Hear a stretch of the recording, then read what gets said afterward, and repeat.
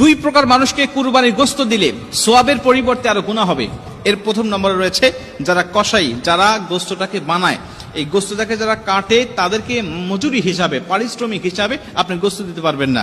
আল্লাহ রাসূল সাল্লাল্লাহু আলাইহি ওয়াসাল্লাম বলছেন, লা ইউতা ওয়া লা ইউতা ইল্লা লি জাযারাতিহা শাইআ, পারিশ্রমিক হিসাবে তুমি কুরবানির গোশত তাকে দিতে পারবে না। দুই নম্বরে এই পশুটিকে যারা জবাহ করে, বিশেষ করে ইমাম মুয়াজ্জিন, আমাদের মতো হুজুররা যারা, এরা পশুটাকে জবাহ করে, দেখা যাচ্ছে অনেক জায়গায় এই জবাহ করার জন্য যে জবাহ করেছেন ইমাম, সে মুয়াজ্জিন, সে জবাহ করেছেন, তাকে আলাদা হিসাবে আপনাকে অবশ্যই টাকা দিতে হবে।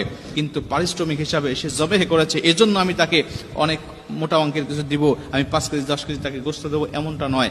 আপনি অন্য 10 জনকে যেমন দেন সেই অনুরূপ ভাবে দিবেন। আর জবাহ করার জন্য আপনি পারিশ্রমিক হিসাবে তাকে অবশ্যই আপনি মূল্যটা পরিশোধ করবেন।